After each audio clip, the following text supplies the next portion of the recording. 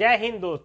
बता दूं कि बिहार डीएलएड में एडमिशन के लिए फॉर्म निकल चुका है। अब ये कितने पोस्टों के लिए है, इसमें एज क्या मांगा जा रहा है, इसमें क्वालिफिकेशन कितना चाहिए, ठीक है, इसमें फॉर्म भरने में फ़ी कितना लग रहा है, उसके बाद सबसे इम्पॉर्टेंट चीज़ कि कितने नंबर लाने पे आपको गवर्नमेंट कॉलेज मिलेगा, और अगर गवर्नमेंट कॉलेज नहीं मिलता है तो आपको कितने रुपए लगेंगे प्राइवेट कॉलेज से आपको पूरी डिग्री प्राप्त करने में। ठीक है, तो आज हम इसमें पूरी जानकारी हम इस वीडियो में आपको देने वाले हैं। तो इस तरह के वीडियो पाने के लिए हमारे चैनल को जरूर सब्सक्राइब कर लीजिए। ठीक है, देखिए बिहार डीएलएड एडमिशन 2024-26 का ये है, ये जो है ये टोटल 3000 प्लस पोस्टों के लिए निकाली गई है। ठीक है, इसमें मेल और फीमेल ये दोनों के लिए है। ठीक है, इसमें दोनों लोग भर सकते हैं।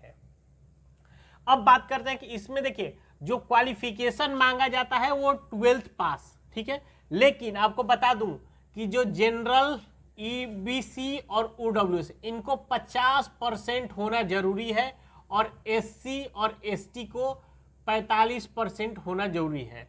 ठीक है, अब इस बात का ध्यान रखिएगा कि जिसका भी 50% है 12th में, वही लोग इस फॉर्म को डालेंगे। ये 3 कैटेगरी में, अगर आपका कम है तो आप इस फॉर्म को मत डालिएगा। ठीक है, अब एक बहुत इंपॉर्टेंट सवाल बहुत से लोगों का मन में ये आ रहा, सर अभी हम अपीयरिंग है, यानी कि अभी जस्ट अभी जो 12th का एग्जाम था अभी हम दिया है, क्या हम इस फॉर्म को डाल सकते हैं? तो हाँ, आप अपीयरिंग हो तो आप अपीयरिंग पे भी आप इस फॉर्म को डाल सकते हो। ठीक है, ये क्लियर हुआ। अब देखिए, अब इसमें एज कितना मांगा जा रहा है। देखिए ये आपका एज कम से कम 17 साल होना चाहिए। ठीक है, मैक्सिमम का कोई ये नहीं है, लेकिन अगर आप डेट ऑफ बर्थ के हिसाब से अगर हम बात करें तो 2007 के बाद जिसका डेट ऑफ बर्थ है वो लोग इस फॉर्म के एलिजिबल नहीं है। इससे पहले जितना का भी है वो होगा, यानी अगर जिसका भी 2/1/2007 होगा वो लोग इस फॉर्म के एलिजिबल नहीं माने जाएंगे। ठीक है, क्लियर हुआ। अब देखिए ये इसका ऑनलाइन 2 फरवरी से लेके 15 फरवरी 2024 तक। अब आप बोलेंगे सर इतना कम समय, जी हाँ, आपको मात्र 2 हफ्ते का ही समय दिया गया है।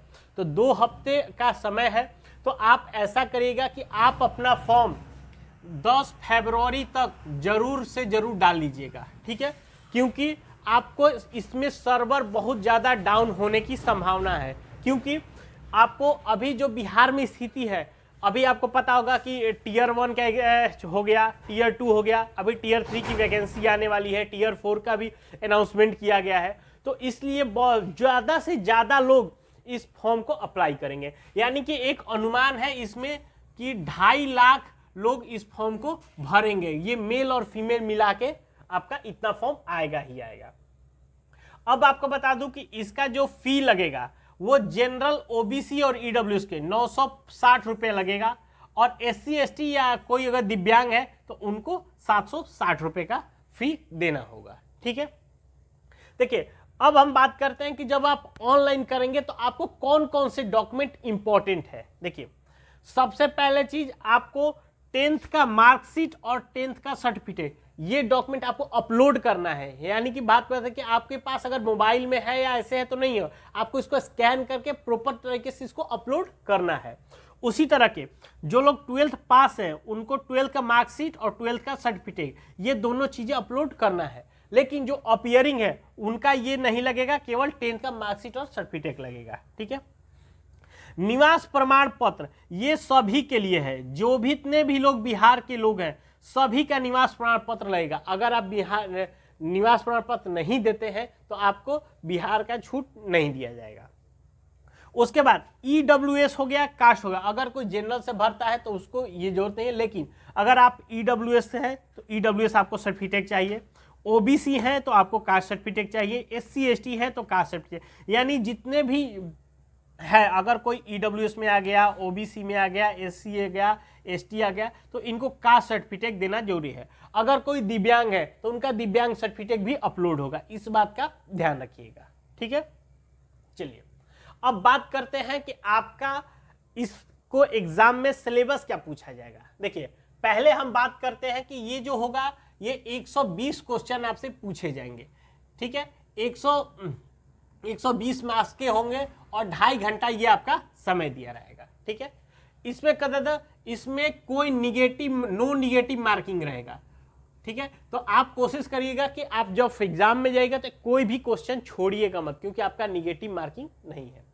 आपसे हिंदी से 25 क्वेश्चन पूछा जाएगा, मैथ से 25 क्वेश्चन पूछा जाएगा, साइंस से आपको 20 क्वेश्चन, जीके जीएस से 20 क्वेश्चन, इंग्लिश से आपको 20 क्वेश्चन और रीजनिंग से आपका 10 क्वेश्चन पूछे जाएंगे। ठीक है, टोटल 120 क्वेश्चन पूछे जाएंगे। क्लियर हो गया? अब जो सबसे इंपॉर्टेंट सवाल है, ठीक है, कि कितने नंबर हम लाएंगे इसमें कि मुझे गवर्नमेंट मिलेगा और कितना नंबर लाएंगे तो हमें प्राइवेट मिलेगा। ठीक है, देखिए आपको बता दूं कि 120 में से आपको 90 प्लस अगर आप लेकर आते हैं तो ही आप अनुमान करिए कि आपको गवर्नमेंट कॉलेज मिलेगा। ठीक है, इस बात का आप ध्यान रखिएगा। अगर प्राइवेट कॉलेज में भी देखिए, प्राइवेट क्योंकि आपका सीट केवल मात्र 30,000 के आसपास ही है। ठीक है, और फॉर्म भरने वाले 2.5 लाख लोग होंगे। ठीक है, तो प्राइवेट चूंकि सभी लोग चाहेंगे कि पहले तो उनका गवर्नमेंट कॉलेज मिले, तो गवर्नमेंट कॉलेज में पॉसिबल नहीं है सबका देना, तो उसके बाद क्या होगा कि कुछ लोग सोचेंगे कि चलिए हम प्राइवेट से ही कर लेते हैं। तो प्राइवेट में भी क्या है कि ये जो सीट है ये गवर्नमेंट और प्राइवेट दोनों कॉलेज को मिला के ये टोटल सीट है। ठीक है, तो यहां पे भी आपका कंपटीशन कम नहीं है। प्राइवेट के लिए भी आप अगर मान के चलिए तो 60 प्लस नंबर अगर आपका आता है तो ही आपको अच्छे प्राइवेट कॉलेज आपको मिलेंगे। ठीक है, ऐसे तो अगर कहा जाए तो जो पासिंग मार्क्स है जनरल का ये है 35% और ओबीसी का 30%, यानी कि ये 42 नंबर के आसपास है, ये 36 नंबर समथिंग कुछ आसपास है। ठीक है, लेकिन अगर आप पासिंग मार्क्स पे आपको सीट नहीं मिलेगा, इस पे आपको काम नहीं चलने वाला है, इसमें भी आपका कंपटीशन टफ होने वाला है। ठीक है, अब सबसे इंपॉर्टेंट सवाल कि अगर हम गवर्नमेंट कॉलेज से अगर हम करते हैं तो हमें 2 सालों में कितना फी देना पड़ेगा, अगर हम प्राइवेट कॉलेज से करते हैं तो 2 साल में मेरा कितना फी लगेगा। देखिए, अगर आपको गवर्नमेंट कॉलेज मिल जाता है, देखिए गवर्नमेंट कॉलेज लगभग बात करें कि हर एक डिस्ट्रिक्ट में एक गवर्नमेंट कॉलेज है। ठीक है, अगर गवर्नमेंट करते हैं तो आपका 2 सालों में, ये आपका 2 साल का बता रहा हूं, 20,000 अगर से लेके 40,000 के बीच में ये आपका रहेगा। अगर इसमें सब तरह का आपका है कि आपका एग्जाम फी से लेके ट्यूशन फी लेके, अगर यदि कोई लाइब्रेरी तभी मैंने सभी तरह का अगर हम चार्ज बोले तो आपको 20 से लेके 40 के बीच में अगर मिनिमम हो, इसी के तहत आपका इतना लगेगा।